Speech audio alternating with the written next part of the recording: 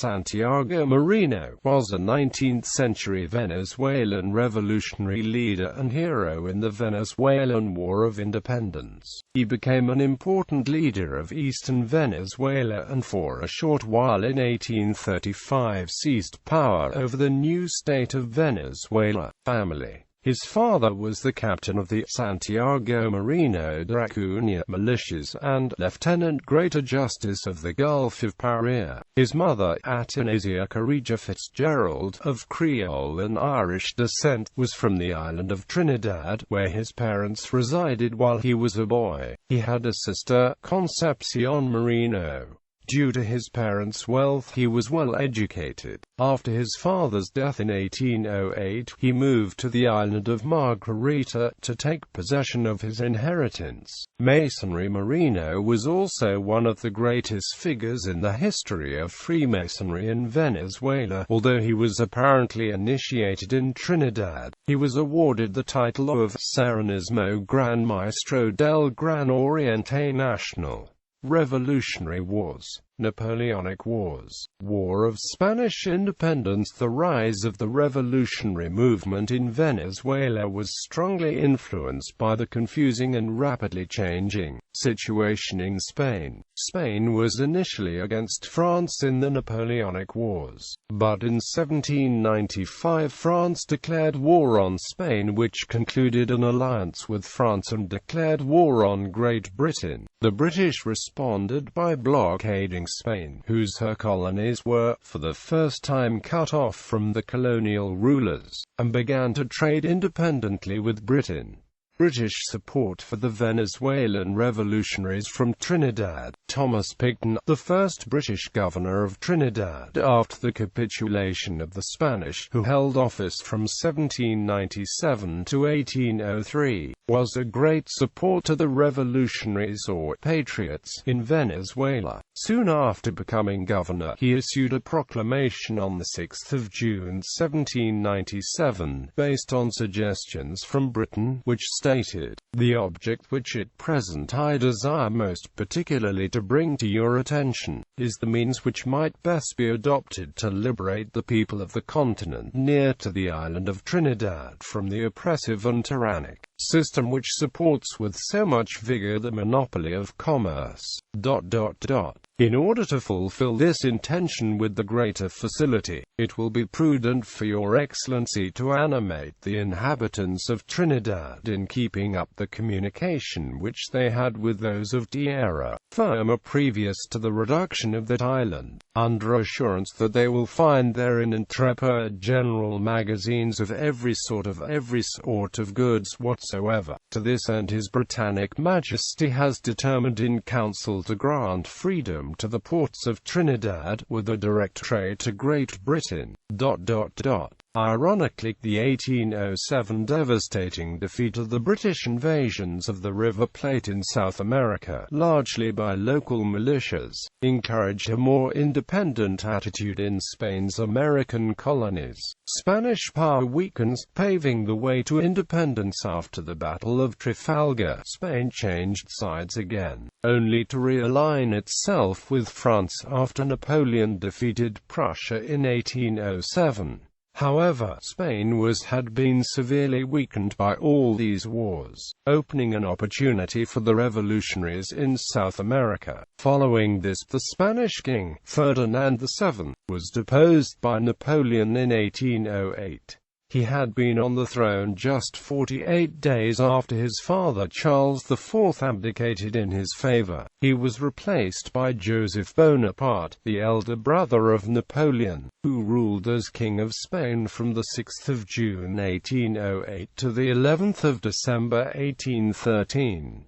A supreme central junta was formed to govern in the name of Ferdinand, marking the beginning of Spain's War of Independence from French domination. Joseph Bonaparte and his brother, Napoleon, led a long and bitter war against the British forces under the Duke of Wellington. culminating in Napoleon being forced to allow the reinstatement of Ferdinand VII on the 11th of December 1813, who ruled Spain until his death in 1833. First Republic. On the 19th of April 1810, the city council a Cabildo of Caracas reformed itself as a junta, soon to be followed by the provincial centers such as Barcelona, Comana, Mérida, and Trujillo. They saw themselves as allied with the junta of Seville, which ruled in the name of the king. Simon Bolivar saw the setting up of the junta as a step toward outright independence. Ports were opened to international trade, particularly with Britain, which received preferential treatment, paying 25% less tax than other nations. The young Bolivar went to London and Mariño to Port of Spain to seek support if Venezuela was attacked and to pressure the Spanish grants special, privileged. This was difficult to do as Britain and Spain were allies, but he was given promises of future trade concessions. Spain viewed these developments with alarm and, in 1810, declared the Popular Party rebels. The province was treated as enemy territory and its ports were blockaded. Sir Thomas Hisler. The Royalists held Guyana and the Orinoco Delta, while the rebel patriots held the coasts from Maturín to Cape La Peña. In late 1812 Mariño joined Colonel Manuel Villapol, who marched to Guyana. Excelling in combat, he was promoted to lieutenant colonel. Some months later he was appointed commander of Guayaquil, bravely defending that center of the Royalists' assault, and was promoted to the rank of colonel. The Venezuelan War of Independence occurred while the Spanish were preoccupied with that of New Granada in Spain. On the 17th of December 1819 the Congress of Angostura established Gran Colombia's independence from Spain. After several more years of war, which killed half of Venezuela's white population, the country achieved independence from Spain in 1821 under the leadership of its most famous son, Simon Bolivar. Venezuela, along with the modern countries of Colombia, Panama, and Ecuador, forming part of the Republic of Gran Colombia until 1830, when Venezuela separated and became a sovereign country. After the Battle of San Mateo, the republic collapsed, and Francisco de Miranda capitulated to Monteverde, signing an armistice on the 25th of July 1812. Mariño's Venezuelan patriots who survived either fled or were imprisoned. Mariño himself retired to a property owned by his sister, in Trinidad.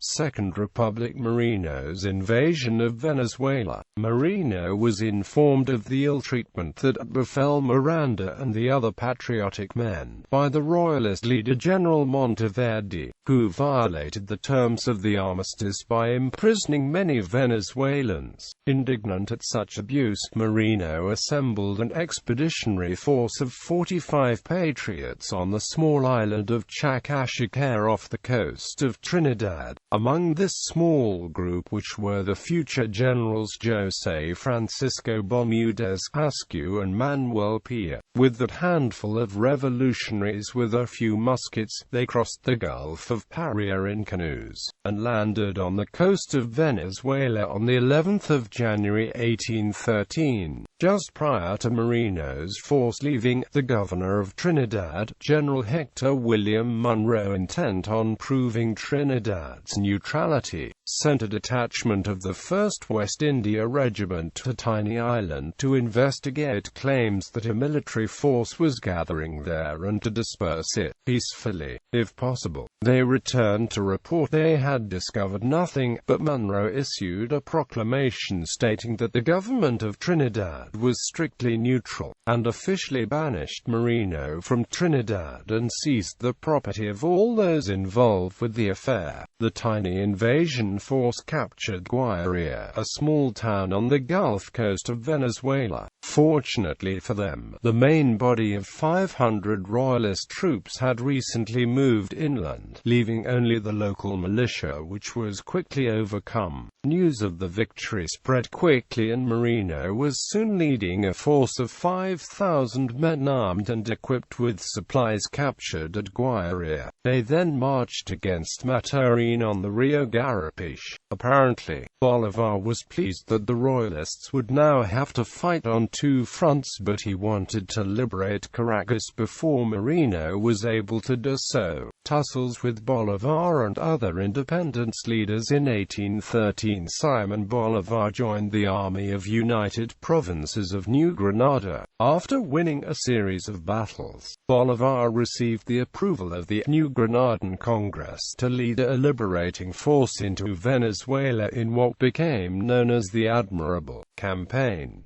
At the same time, Santiago Mariño invaded from the east in an independently organized campaign. Both forces quickly defeated the royalist troops in various battles, such as Alto de los Godos. Bolivar entered Caracas on 6 August 1813, proclaiming the restoration of the Venezuelan Republic, which was not fully recognized by Mariño based in Cumaná. Although the two leaders did cooperate militarily, there was a struggle between the two men for the leadership. Mariño named himself chief of the independent army, conquered eastern Venezuela and set up a separate political entity in the east. But Bolivar insisted that it was essential to have one central government uniting Venezuela and New Granada to ensure its viability. His first proposal of a Greater Colombia.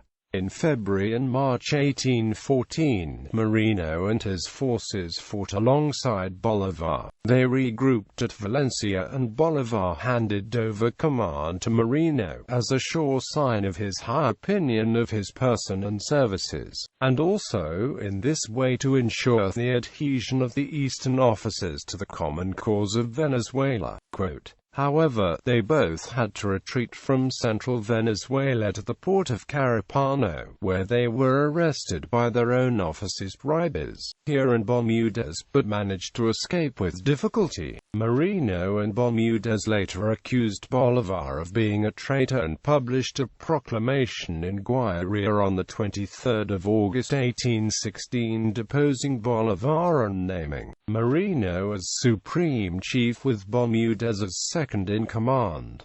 Bolivar had to flee to Haiti. Bolivar returned from Haiti to Barcelona calling on all to join together, but first Bermudez and Valdez rebelled against Mariño, and then Mariño against Bolivar. In 1816, Bolivar used the island of Margarita as his base of operations, and, in 1817, the Spanish general Pablo Murillo was driven off the island. Rapprochement with Bolivar and other leaders finally leads to independence. Gradually more and more of the caudillos began to join Bolivar, but then Pierre rebelled against him and was finally put to death. Conflict between Bolivar and Mariño escalated and in 1818 distracted the military campaign enough to allow the royalists to dominate Cumaná. Finally, Bolivar managed to win Mariño over by appointing him General-in-Chief of the Army of the East with control over the plains of Barcelona, while Bermudez and Sedano were given the rest of the eastern districts and Paez was yet to be pacified. Mariño was a member of the Venezuelan Congress in 1819 and was Chief of Staff during the Second Battle of Carabobo, which, on 24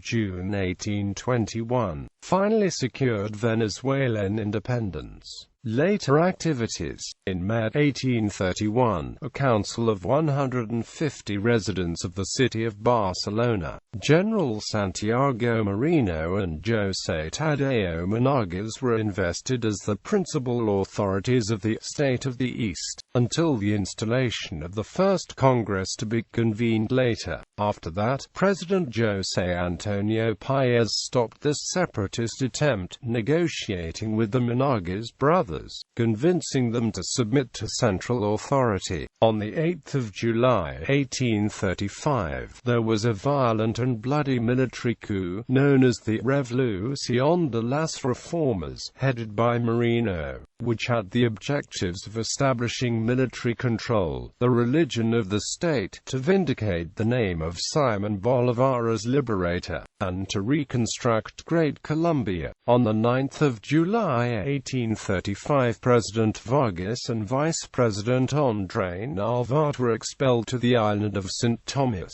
and Mariño briefly took the power of the country. However, José Antonio Páez and his forces entered Caracas on the 28th of July to find it abandoned by the reformists, and reinstated Vargas' party and early enter Mariño's military rule. Mariño was forced into exile in 1836, fleeing to Curaçao, Jamaica, Haiti, and finally Colombia. Mariño returned to Venezuela in 1848 and became army chief under President José Tadeo Monagas to confront his former leader, General José Antonio Páez, also president of Venezuela. Mariño unsuccessfully bid for the presidency of Venezuela several times in the 1830s and 40s. In 1848 he led the forces supporting President Monagas, which overthrew Páez at the Batalla de los Araguatos on 10 March 1848. Páez was imprisoned, and eventually exiled. Mariño died in the town of La Victoria on 4 September 1854.